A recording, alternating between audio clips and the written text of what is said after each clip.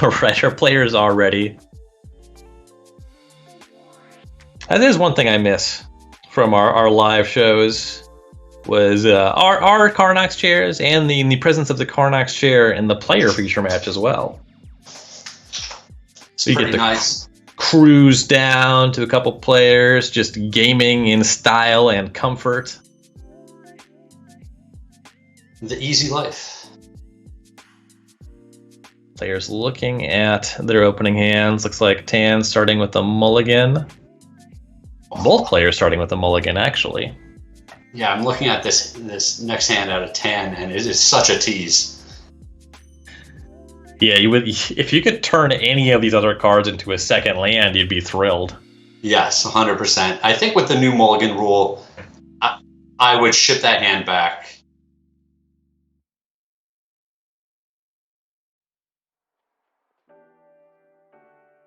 It looks like that was a mold of 5. 4 lands and Growth Spiral. Honestly, you can do worse for a starting position in these Growth Spiral mirrors.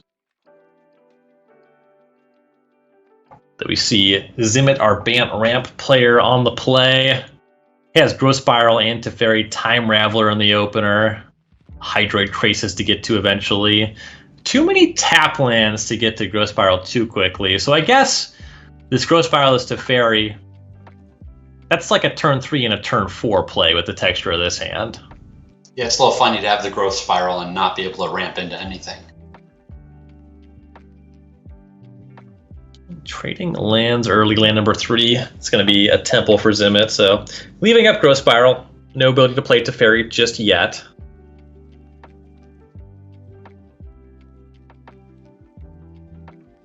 You can see Tan fire off a Growth Spiral here.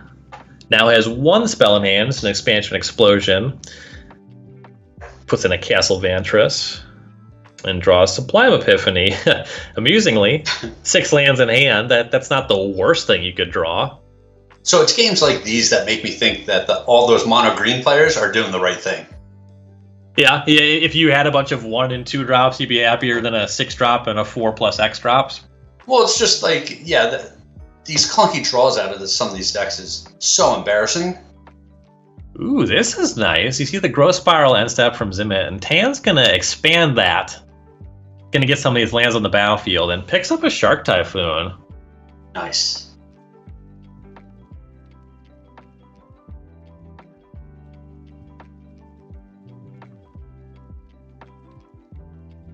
Zimet put in a temple, slide another temple to the bottom. Go back to that side of the battlefield. Teferi Time Raveler will show up now. Land number 5 deployed. Teferi goes to 5. No opportunity to cut that down with a 1/1 Shark, unfortunately, for Tan. Yeah, I wonder if the right play is just sit on it and make a bigger Shark next turn. Tan's going to make the 1/1 Shark. That is interesting. Picks up Expansion Explosion to replace the one that copied a Growth Spiral, but this Teferi has a lot of loyalty. Especially facing down a 1/1. 1/1 versus plussing every turn. Yeah, the Shark is not very capable of cutting the Time Raveler down. And I think I would have played my Castle on this turn just to have access to that Sublime Epiphany. Well, you would have to main phase it if that's what you were doing, right? Oh, sure, of course. Oh, man. Yeah, these cards have a lot of text. You think after all this time, I'm just... Well, you've never made that mistake before. Yeah, but I'll never make it again. Teferi getting aggressive. It's going to bounce that 1/1 Shark. Motivation seems to be that Zimet is missing a 6th land. Yeah, and when you're sitting on a couple of Shark Typhoons of your own and the Brazen Borrower, you do have a lot of backup there. It's pretty doubtful that you're going to lose your Teferi on an attack the next turn. Yeah, makes sense. 1/1 Shark, not much of a concern. Hydroid Crisis, X equals 3. Not the happiest Crisis I've ever seen, but it does work. These hands are clunky. Player's not exactly firing on all cylinders. You see the Krasis doesn't draw land. It does draw an Uro. That's a reasonable pickup. Castle Vantress goes a scrying. 2 cards to the bottom. Tan finds an Uro.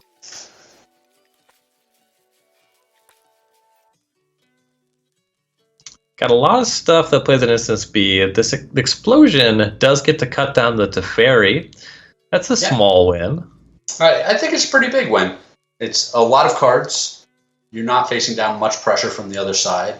It's important to get that Teferi off the board. Yeah, X was 3. Plenty of extra lands on the battlefield. So 5-card hand at the end of it. Definitely don't hate that.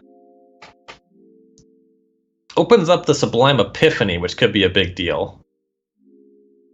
Card can do up to 5 things. We saw some really nice Sublime Epiphanies in the hands of Aaron Diaz last weekend.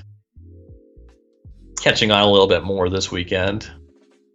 Yeah, I had it in one of my limited drafts, and I was actually able to copy, what is it called, the Shipwreck Diver, or whatever it rebuys it. Oh, yeah, the Prowess Archaeomancer. Yeah, yep.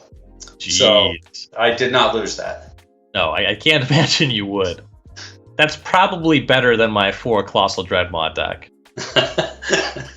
I don't know, man. That's attacking for a lot of damage. They are thick.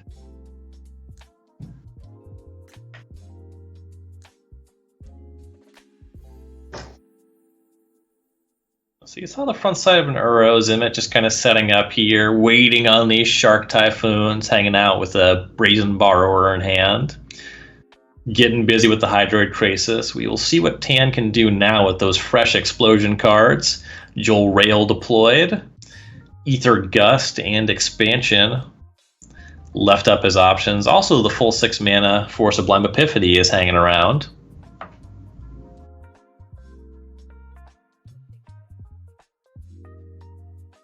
Back to Zimet. Krasis going to fly over once again. Tan to 14.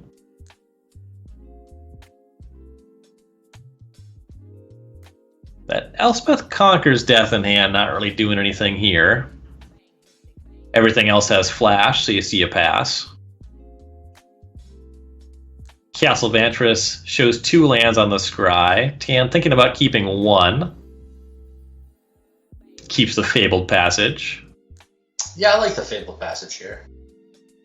Yeah, Temur Reclamation is a deck that likes to make its land drops for a while.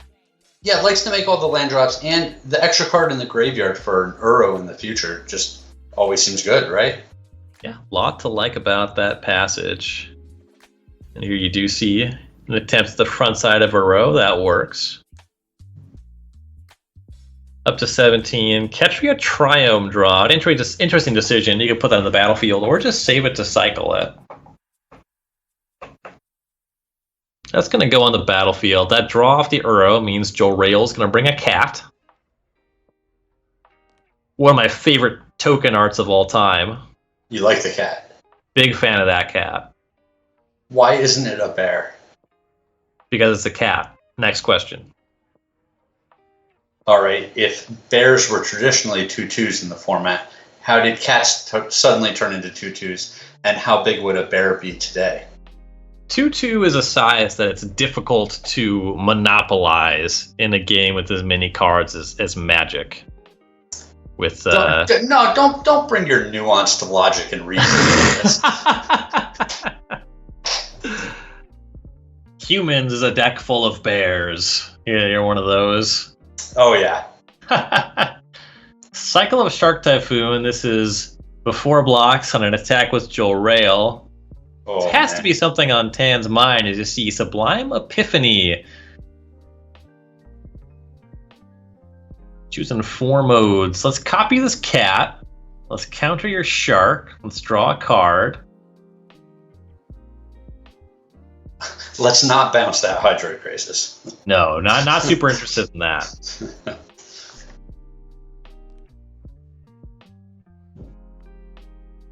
Petty Theft. Gonna do some damage control on that cat. Can't let them cats get out of control. You can't let your opponent have too many bears. Cats. Ryan, they're cats. Oh. It's one of my favorite artworks, too. Back to Zimet, and Nissa, who shakes the world, explodes under the battlefield. That is a nice one. Yeah, that's going to be huge. In a hand that was glutted with all of these expensive spells, doubling your mana seems pretty good. Doubling your mana, doubling your damage, double your fun, Tan to 11. And that's a nice window. You know, Tan made that attack with Jolrael, had a Sublime Epiphany to fight over a Shark Typhoon, but that left shields down with this Ether Gust. You know, that was not able to do anything about this Nissa. Now you see Uro putting another land on the battlefield, and can just escape right away. Yeah, there's pretty serious swing for Zimet. Pretty okay turn. Not a bad one.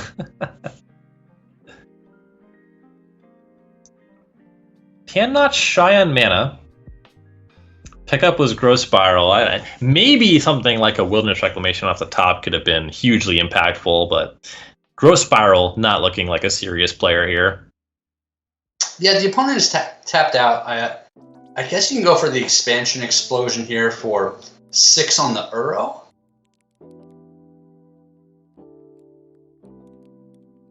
Oh, we're going to take care of Nissa instead. Explosion going for Nissa. Hasn't locked it in just yet, though. It's a tough turn. The Explosion is a second card, a few more than that, but enough for a cat anyway.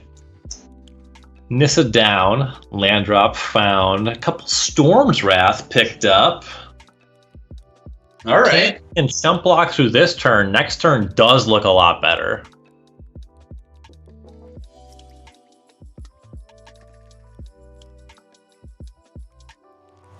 Some interesting back and forth after some awkward starts to this game.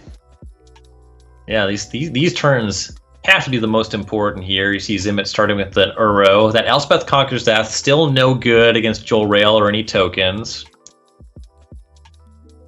See what the pickup on Uro is. It's Fabled Passage. That is not helping.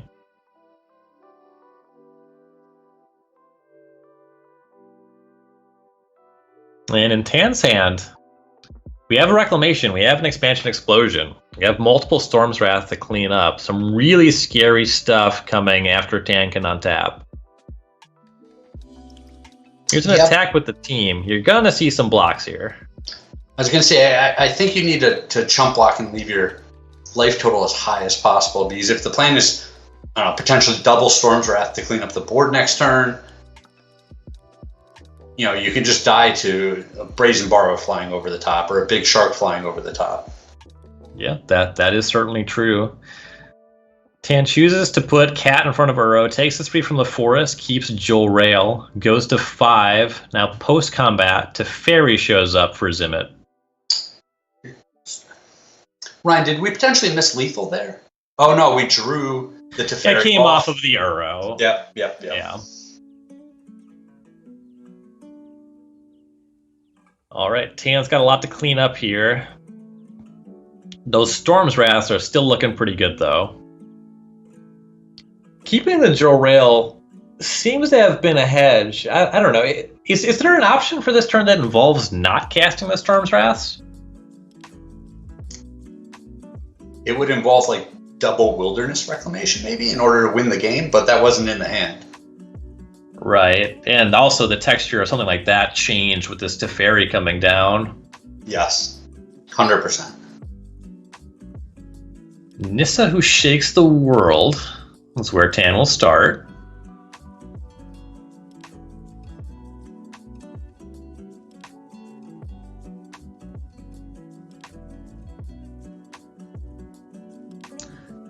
Tons of options, tons of mana from this point, and the rope is over half burned. Very high stress situation.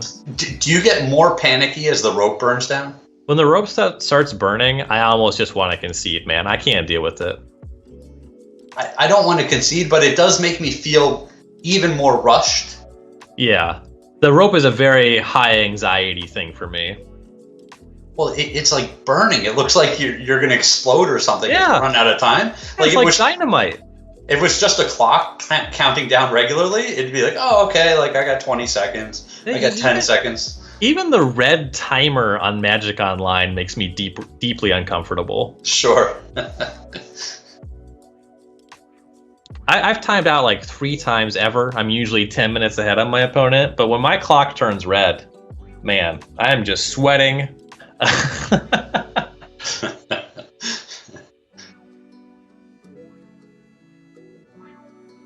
Alright, so Uro has escaped. You see a cat from Jolrael. Land and Jolrael attacking to Fairy.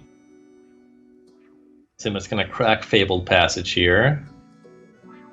Feels like a shark of some variety. Yeah, and if I'm Zimet, with open deck lists, I don't think I want to deploy a creature that's going to die to a Wrath right now. Yeah, I guess 4 Storm's Wraths. And it's a baby shark, just for 1, leaving up 1 mana. Peels a Nissa. Now we'll take a look at blocks. Shark on land, land on Jolrael. Jolrael is eaten by land. Teferi continues to hang out. But at this point, Tan has used so much mana. Gonna have to wait to really answer that Teferi.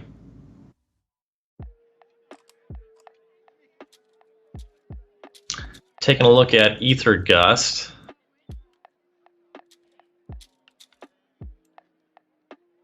And if you're gonna do this, you have to do it now because of the Teferi that's getting pointed at Uro.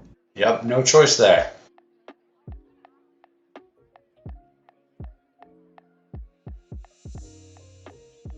Right, Uro is going to go to the bottom of the deck. Steam Vents is the land for turn.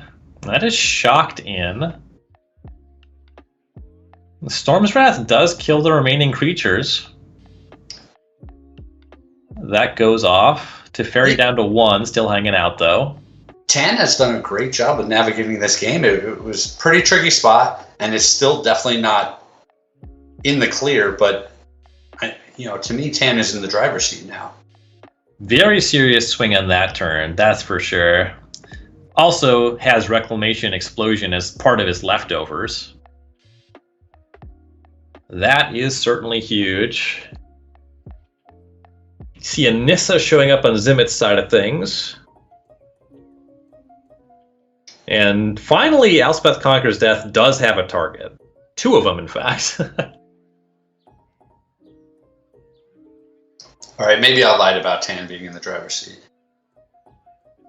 This every time Nissa comes down, it's just so much mana. It allows the players to cast, 20 mana worth of spells. Yeah, that's the thing. Like, Nissa is very scary on turn 5, but if you have cards in hand, it somehow just gets so much more scary on turn 11. Yeah. Uro escapes, shocks in a land. Elspeth will conquer death. Goes for Uro.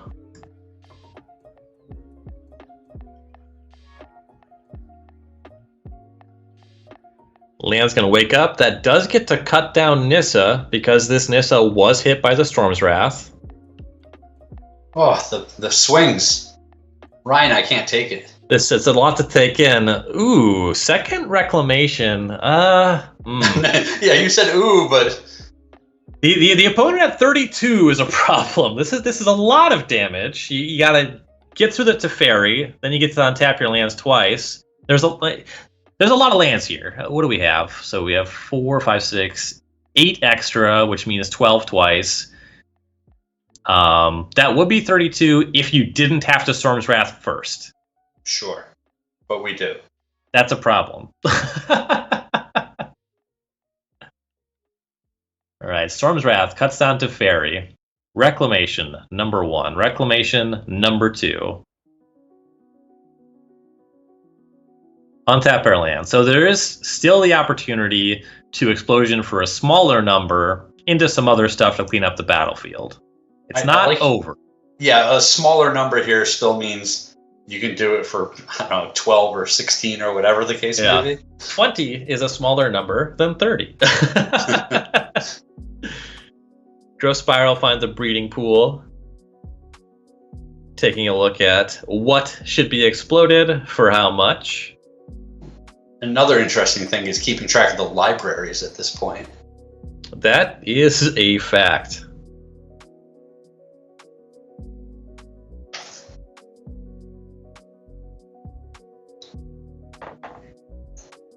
Tan looking at how many cards to draw. I believe 10 was the number showing there.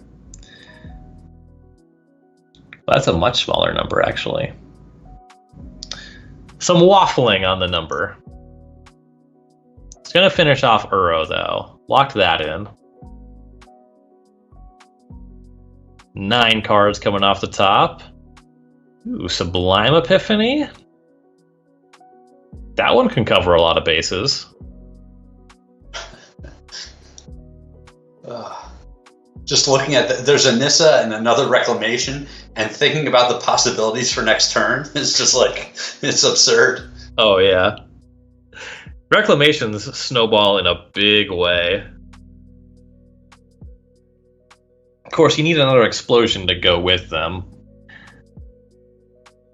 You see some discarding the hand size. There's an Uro in the graveyard. So the instance here, there's a Sublime Epiphany and a Growth Spiral. The Growth Spiral is whatever. It's a redraw. But the Epiphany could do some serious work. Here's a Teferi Time Raveler, so I suppose this is where you need to respond. Yeah, kind of forced to use it.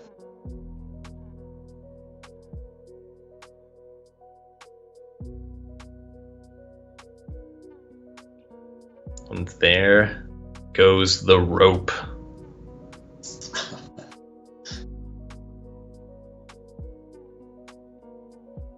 Ryan's getting agita over there. I'm watching the rope burn for somebody else, and I'm just stressed out about it.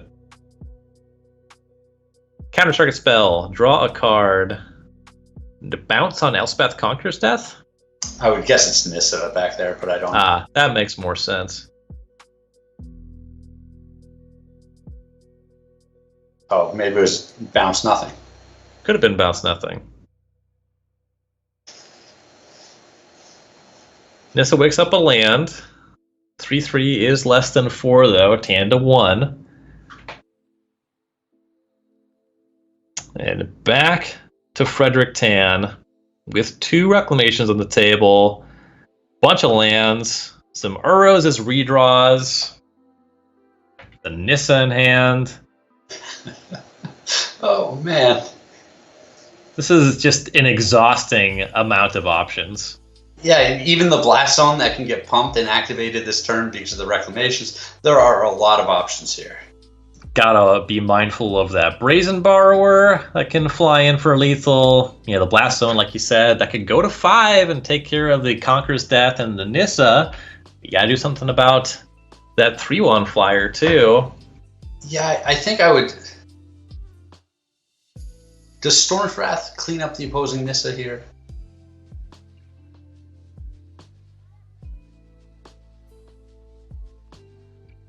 You almost need to start with the Nissa, which Tan does, just to maximize your mana production. There goes Stormwrath. It did finish off the opposing Nissa. Oh, yeah, we're going to get some more cats, too. Jewel Rail into Uro. That 3 life, that's a big deal off of the Uro, because that checks the borrower. Cats are my favorite. I like the art. Oh, yeah? You don't have a pet, do you? Not at this point in my life, but my family's had a few dogs. I had a cat that I really didn't like growing up. The way you said that made it seem like you had a pet at some point, but you were an irresponsible pet parent. That is not. Well, I mean, you were like, I don't have a pet at this point. Like, well, it was more of a longing. I wish that I had a dog. It would be very nice to have a dog at this stage, you know, when you can't really leave the house. Sure. Yeah, 6 months from now when your real life comes back around, not as nice. Yeah, it'd be less nice when you have more responsibilities, but when you just want to lay around, just hanging out with a dog is way better than just hanging out. 100%.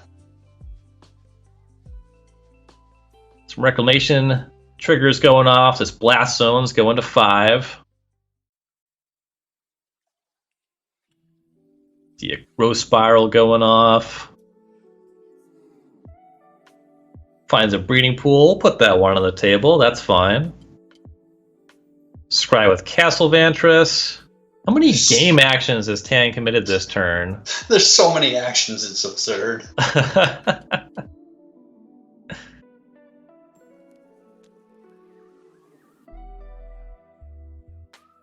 Float some more mana, untap my 12 lands or whatever. Okay, it was 13 or 14. Blast Zone going for Elspeth Conqueror's Death. Has to give up the Nissa to do that. Yeah, a little collateral damage there. Deems it an acceptable loss as the Brazen Borrower comes down. But Tan back at 4, that is not lethal. Lives to fight another day.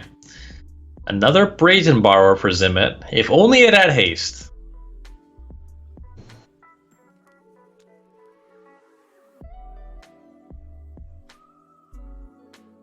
So let's start with an escape of Uro. Explore your options, get that extra card. Ryan, this is a wild game, man. There is so much happening. You're really seeing the power of Wilderness Reclamation. Just that huge mana engine. The amount of things that Tan has been able to deal with. And we're also talking about a position where Reclamation and Explosion would have just won a game against an opponent on less life. Oh, definitely. But it would have just killed an opponent on 28, but also very capable of dealing with 12 permanents on the way there. It was Nissa that was the big, the most impressive card to me, because it allowed each player to just have these insane turns playing all their haymakers at once. Yeah, Zimet's also had some huge turns. That's a very good point. The Nissa into Uro, into other spells turns. The Elspeth Conqueror's Death. That was a huge one. See Uro escaping for the 100th time. Uro is kind of like a cartoon supervillain. Basically, Theros' very own Joker. Constantly in prison, constantly getting out.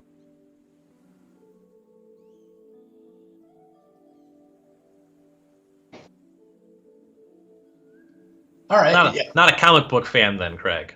Yeah, I'm not sure where to go with that one. I'm not a big comic book guy, but in the very first comic book, does the Joker show up and then put himself in prison? I couldn't say. Here's a big activation on Joel Rail with an attack. I suppose just 3 cards in hand. But when you got the mana, you may as well spend it. Sure. 12 comes across, Zimet to 17, but the real story here is just that Zimet doesn't have enough power to cross the finish line against more life off of this Uro. Tan able to stabilize off of all of this extra life, off of this obscene mana generation. Oh, this game's just absurd. Also, how many times did Tan just shock in a shock land? Non-trivial amount. A bunch, yeah.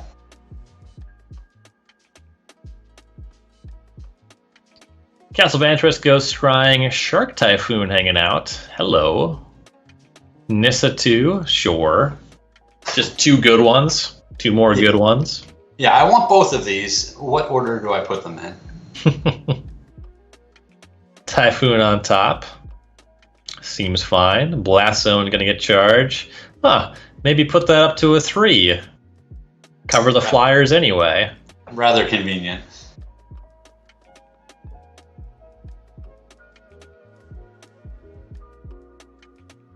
So you could see Petty Theft, you could see Brazen Borrower. They're covered by the Blast Zone. They're not lethal even outside of that.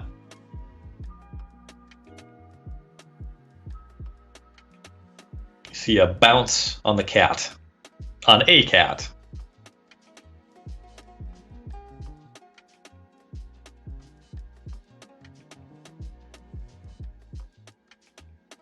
Maybe you're right. Maybe you just got to show up with the mono green deck and just whatever happens, happens.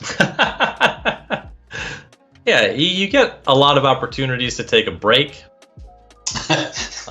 There's a lot of value in that. If you're an Animal Crossing fan, you get more time to play today's fishing tournament.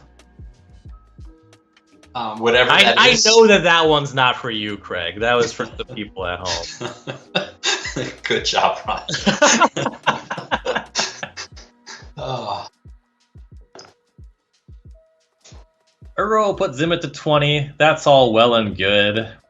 Blast Zone is going to take care of these borrowers. Elspeth Conqueror's Death picked up, but against double Reclamation, kind of whatever.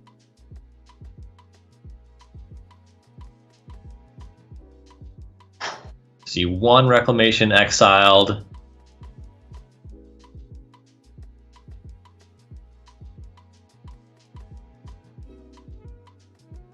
And we know that Tan is drawing Shark Typhoon into Nissu Shakes the World. Can just Uro into Nissa, get Nissa this turn, make Giant Shark at some point. So here comes the escape of Uro for the 40th time. They really need to build a better cell for Uro.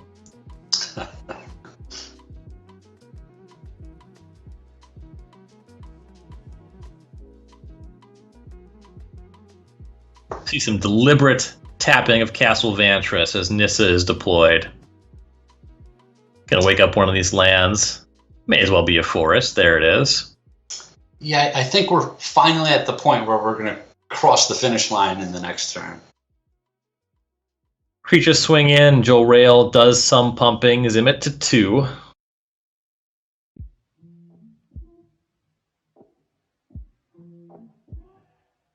Elspeth Conquers Death goes to Chapter 2.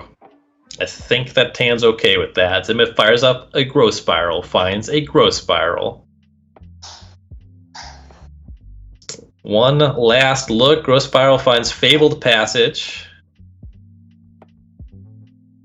Can escape Uro, but from 2 against this much pressure, where does that even go?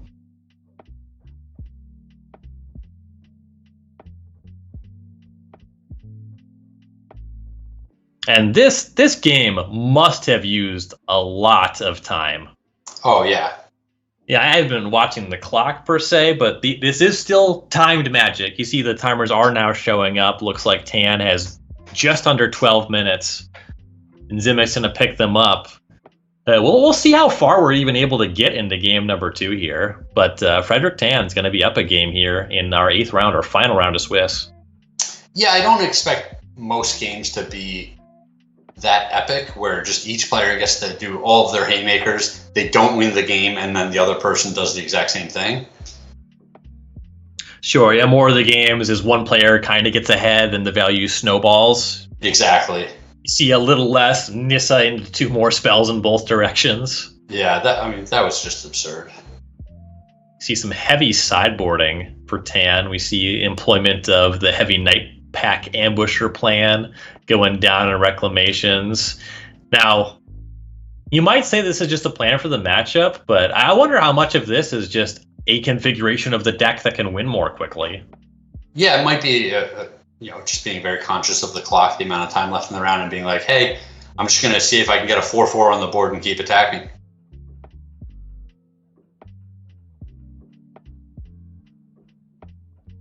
And for Gnome Zimet, looking for 2 game wins yet with a Bant Ramp deck. I suppose a fast Uro kind of draw. Uro into Nissa, maybe subsidized with Brazen Borrower for some good attacks is probably what he's looking for. Yeah, a lot of these cards have the ability to be very big and close out the game quickly. So a large Krasis, a large Shark, Nissa over a couple of turns. They'll all win the game quickly. It's just a matter of if you can get there unimpeded. Right. And kind of what you were saying about the nature of the last game, why it went so long. This is a pretty seriously interactive matchup, so going unimpeded in the early game, pretty unlikely.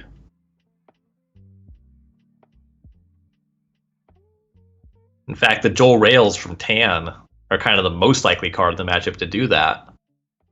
Sure, it looks like all the Storm's Wraths came out, so potentially the board will just get more clogged up than it did in the previous game. Mm-hmm.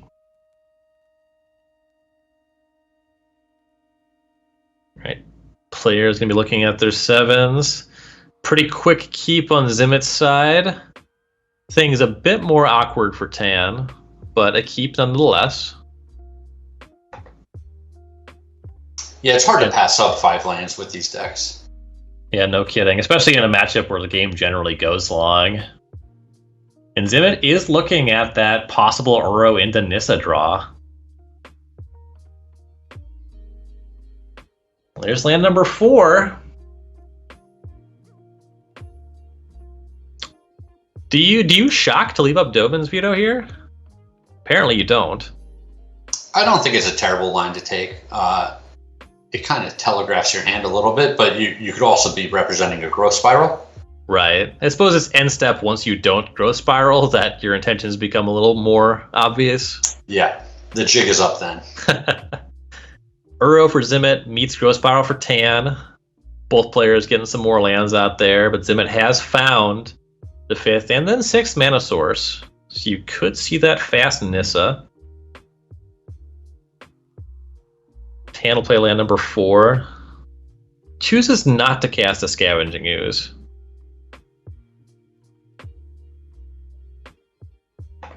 Zimet shocks in land number 5. Ooh. Looking at Teferi plus Veto or Nissa. Choosing the Teferi. Suppose once you have Teferi down, then the Nissa is just so much better. Yeah, it's just such a safety net that you want to get it onto the board right now. Protection from stuff like I am blanking on the spell. The bounce of the green or red thing. Sure, Ether Gust. Ether Gust. We've been talking about it all day, and I just forgot about it. No, I do it all the time. All right, so Brazen Borrower flashed in response to Teferi. That means that Borrower is bounced. A little bit of forced action on both sides there. Now Tan, take a look at playing a 5th land, weighing the options. Looking at Dovin's Veto mana, so that's a little scary in terms of trying to cast something like Nissa, and chooses to now play the Skoos. Yeah, just basically every counterspell in the format is available there, right? Right. You know, if you're getting gusted or negated or Dovin's vetoed. Brazen Borrower also main phase, so in theory, good pressure for Teferi.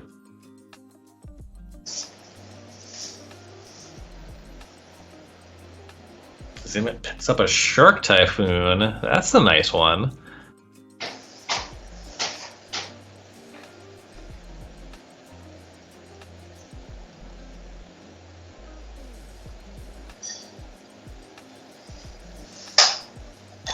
Yes. Elspeth Conquers Death, a little bit weak against Brazen Borrower. Do you want a Nissa or do you want a Shark? So I think Zimet can protect everything here. If Gnome starts with the Nissa and then deploys a land and then untaps something to make a 3/3. Oh no, the 3/3 cannot block and also pump mana into the Shark. Alright, so Zimet starts with Nissa, wakes up Breeding Pool. Plays Fabled Passage. Breeding Pool will attack. No blocks with the Scavenging Ooze. That's pretty clear. Tanda 17.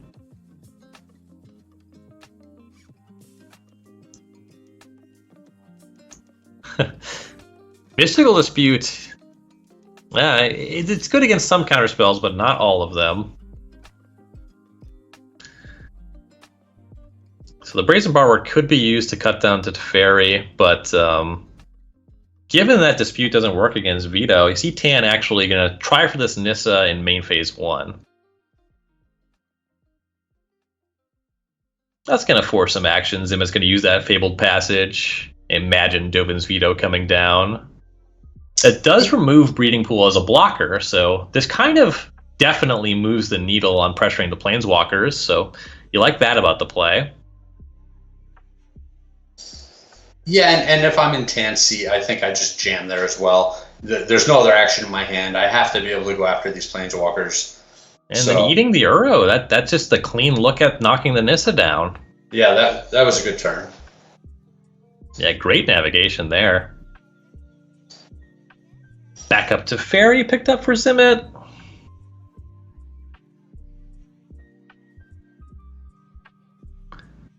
Shocks in land number 7. Still got that Shark Typhoon. Thinking about Elspeth Conquers Death on Borrower. I suppose the idea would be protecting Teferi. Yeah, and just I think getting the Elspeth Conquers Death onto the board means 2 turns from now you get Nissa back from the graveyard. Yeah, that is also pretty significant. There is the wrinkle of the Scavenging Ooze that's on the board. That does make that part tougher. And you can't exile it either. Does not have 3 or more CMC. Alright, so Brazen Borrower is exiled. Land connects, hand to 15. Nightpack Ambusher picked up. What we were talking about at the end of game 1 is really looming large to me here in this second game, where the clocks are just ticking and ticking. Yeah, players getting right around 10 minutes on both sides. Scavenging Ooze attacks Teferi. It's blocked by land. Didn't eat anything. So now that Elspeth Conquers Death is threatening to bring back that Nissa. Nightpack Ambusher deployed. Mystical Dispute in hand, but that's nothing against Teferi.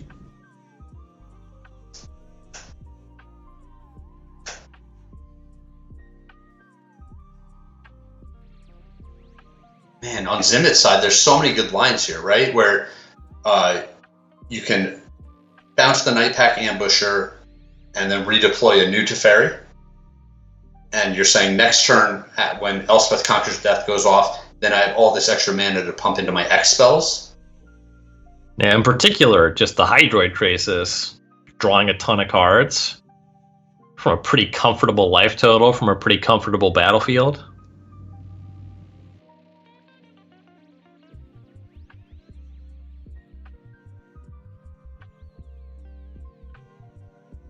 Krasis will come down this turn. X equals 4, draws a couple cards. Suppose with multiple Teferis, if you're that interested, eventually you can just use Teferi to pick up your own Krasis. That is an option, yep. So much going on with that card when you have so many permanents with cast triggers and ETB abilities. Teferi pluses. We'll see Tan crank up the Blast Zone a little, up to 2. Oh, expansion Explosion. So many interesting cards every turn. So Blast Zone takes down the Krasis from 2. That means the Ambusher has a clean look at killing Teferi.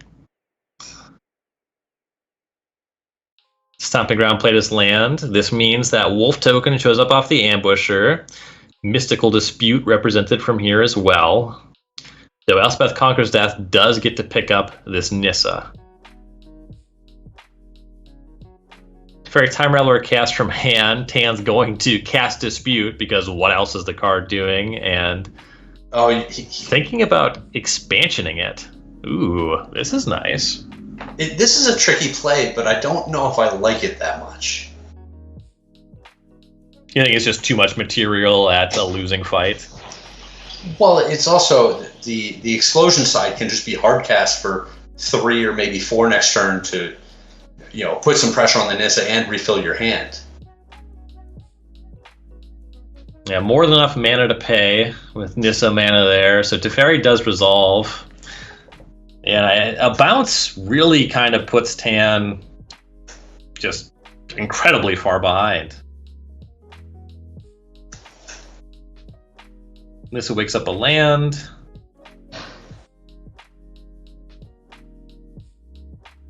Yeah, I guess I got excited about how cool it was, but now you see it play out, now that you mention it, Explosion looks like it'd do a little bit more.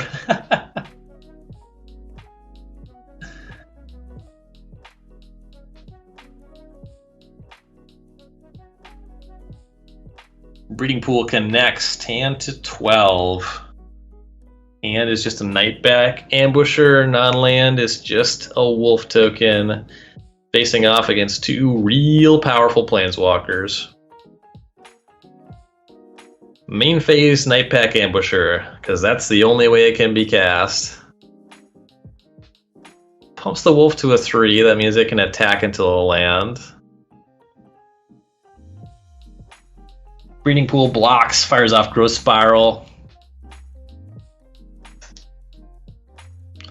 Yeah, and I think with just a touch more vision, it wouldn't have been the Breeding Pool that got animated that turn. You know, you just make your planes a 3/3 so that you're saving your forests. Sure, yeah, make sure that even if you have to engage in combat, your green sources that are doubled stay intact. Yep. Shark Typhoon and Brazen Borrower out of the hand. As we go back to Zimet, does some scrying with the Temple. Still going to work with Nissa, though, and Tan's life total is under some serious duress at this point. Petty Theft bounces the Ambusher. 5 points come in. Tan falls to 7.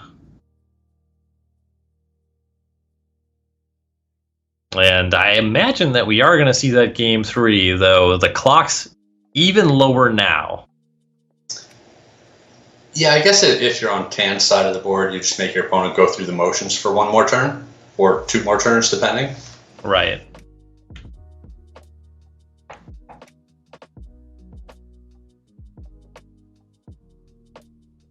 Right, big shark, lethal shark. That'll clean things up for Zimet. Want to get this over as quickly as possible because you got a game 3 to win and you have 6.5 minutes to do it. That is a tight window. No kidding. Tan is a little bit up on time. It's about 8 minutes here. But the Reclamation deck does generate some pretty complicated turns when we get into things. Certainly the way that we saw game 1 play out. As I recall, the rope was coming for Tan more than once. Oh, yeah. I'm going to have stress streams about that, just watching it. Yeah, just waking up in a cold sweat tonight. Just visions of a bunch of floating mana and a burning rope. What if you taped a piece of paper across your monitor? Just a thin strip that just covers where the rope goes up? Just covers the rope. I'll have to look into that. That is nice. You know, your friends come over like, dude, what's that? You're like, don't worry about that. It's for my mental health. It's kind of like having 4 monitors. Just down the middle.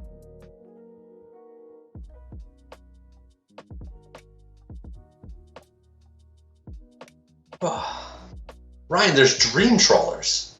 There are it's been a while since I've seen a Dream Trawler in play. Well, it's just, like I've been saying all day, there's just so many good cards. Oh, yeah. I'm sure the last time I saw a Dream Trawler, I was losing to it by a lot. Oh, yeah. But it's like they reprinted Baneslayer Angel, and it's like, who wants that thing when you have Dream Trawler? They reprinted Baneslayer Angel, and nobody cared. Yeah. Wild.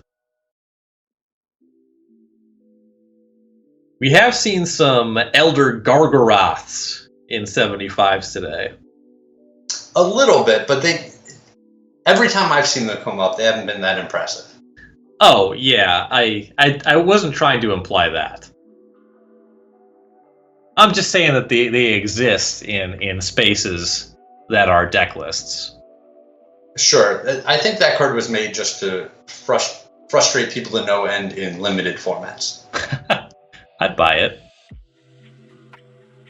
Players underway in game number 3, getting some lands on the table. You saw a front side of an Uro from Zimet get caught by a Mystical Dispute from Tan. And now Teferi Time Raveler showing up, and that would have been good either way. Dovin's Veto could have protected it, but the way it played out, Zimet now just has Dovin's Veto in addition to controlling Teferi. Yeah, and I think with Teferi on the board, that should put Zimet very much in the driver's seat. Wilderness Reclamation cast by Tan. That gets Dovin's vetoed, and I almost think that that's a win for Tan. Yeah, that was just a bait spell, right? Yeah, it's the Reclamation against Teferi, right? That's the whole reason that Teferi is so good in the matchup, is it kind of shuts it off. Yes, and there's an extra Reclamation over on the other side, and it wasn't going to do anything for a bunch of turns because of the Teferi. So yeah, it was just like, hey, here's this spell, like you got to counter this one, right? And it worked. We'll see what Tan can do from there as Zimet now deploys Nissa Who Shakes the World. This is one of the ways to win a fast game. And it even gets to cast Uro with that mana boost. Mystical Dispute drawn. Unfortunately, Temple Garden the land put in. That doesn't quite work. Yeah, tease. Deliberate tapping of the Blast Zone that we've come to know and love. Nissa Who Shakes the World showing up on Tan's side.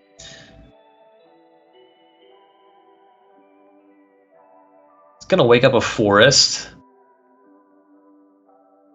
Attacks the Nissa. Maybe not. Attacks Teferi. Reclamation cast. And untaps lands. I suppose that means the forest is a blocker. Also means that the Blast Zone can be cranked here. Yeah, that actually worked out pretty well that turn. And Shark Typhoon also at the ready. Not a bad turn for Tan. Teferi wants to bounce forest. And that also is just making Teferi leave the battlefield so that Ether Gust is unlocked here. Forest gets bounced though. Another Teferi shows up. Now you see Gust on the Nissa. The Nissa has not been activated yet.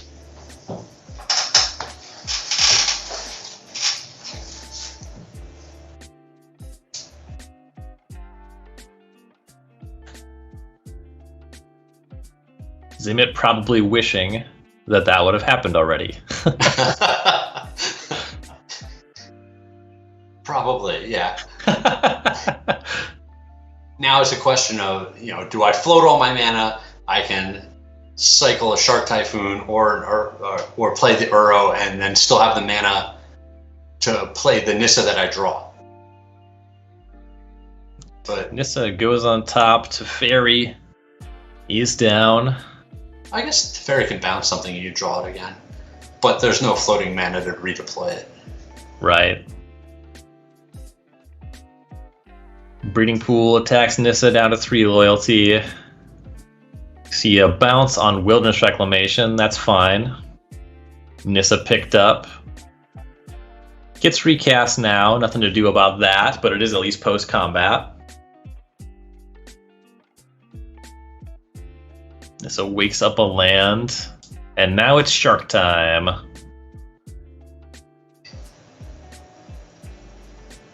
(4/4) Shark, thanks to Nissa. Emma does a little baby shark thing right there. Do. Nailed it. I'm a fan of the baby shark reference, but only when it's about things that aren't sharks. Like you use that cadence.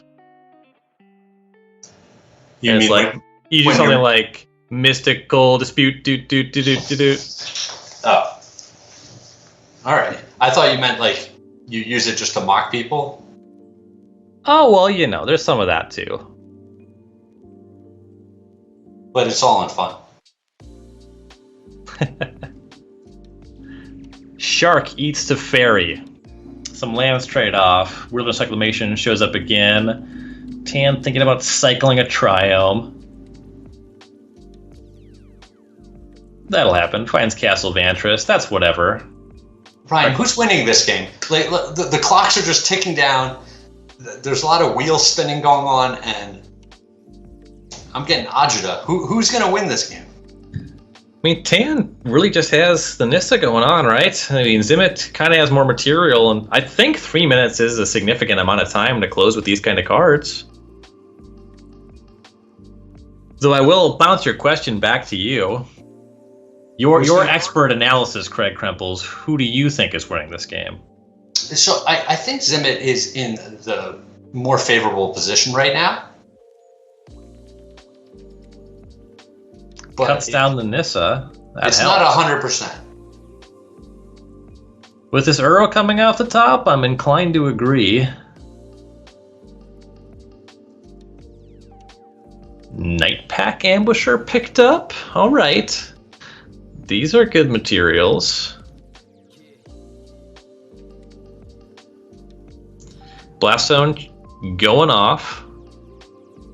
See you later, Nissa. Yeah, I think there's going to be a bunch of mana floated here for a giant shark. You are not wrong. Good timing for Tan, though. Knows not to attack 4/4 into 9/9. That's just good math.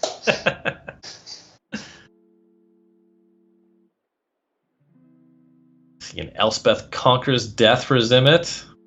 Kind of whatever on Wilderness Reclamation, but the chapter 3 is the scary part.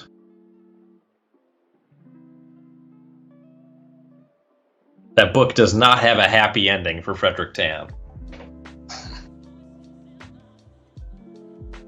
Shark will take a big bite out of Tan, falls to 11, flashes a Nightpack Ambusher, draws islands, kind of forced to start by escaping Uro.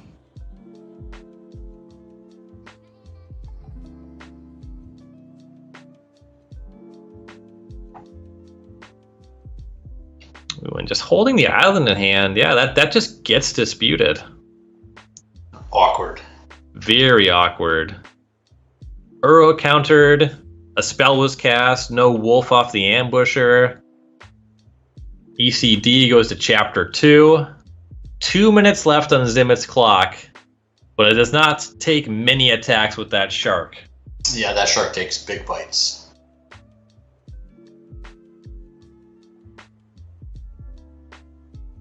Another Uro for Zimet. Catcher Triome, that's a little bit whatever.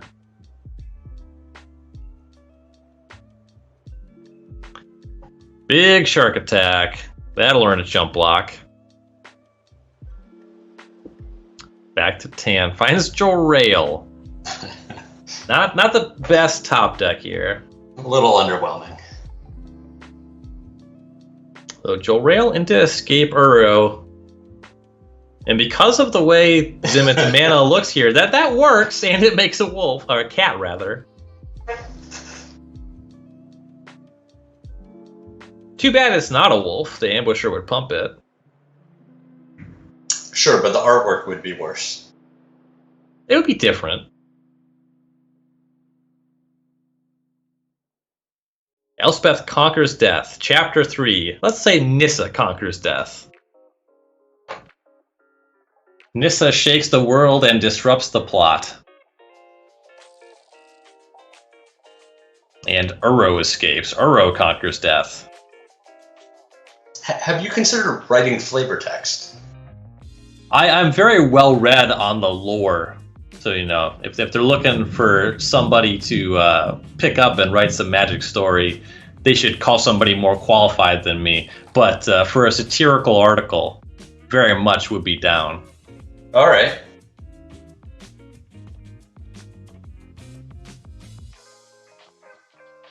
Nissa wakes up, catching a Triome. Big shark takes a bite out of Tan. Tan down to 5. And under a minute on the clock. Looked at a scry with Castle Vantress and upkeep. That doesn't go anywhere, though. Draws an Uro. Gaining some life is fine, but 5 plus 3 is still less than 9. It's a Uro attack, though. I was going to say there's multiple Uro triggers here, right? Yeah. So that helps. Uro attacks Nissa. Here we see a new Uro. This one makes the life total 11. Chooses to keep the old Uro. Makes sense. Another Uro. Let's make that number 14. Dispute does catch this, and it's just worth it because Zimet has to close this game. 3 more life is just a problem. Ooh, Brazen Borrower off the top. That removes a blocker. I was going to say, this should do it here. Yeah, you wake up 1 more land with haste. The Shark's definitely connecting. You just need 2 more points, and 5 is greater than 3. 5 is greater than 3, and 12 is greater than 11. You are just, like, really rattling off a lot of numbers. I got some really good math lessons. Yeah, I'm impressed. High context magic math, everybody's favorite. 15 seconds on the clock, lethal attackers on the stack. You just need a couple OKs here, and Gnome Zimet will be locking up a top 8 in our championship qualifier. Whew, 15 seconds. It's not a lot of time. But there come the creatures. These animations cost you nothing. Gnome Zimet on Bant Ramp takes down Frederick Tan on Team of Reclamation.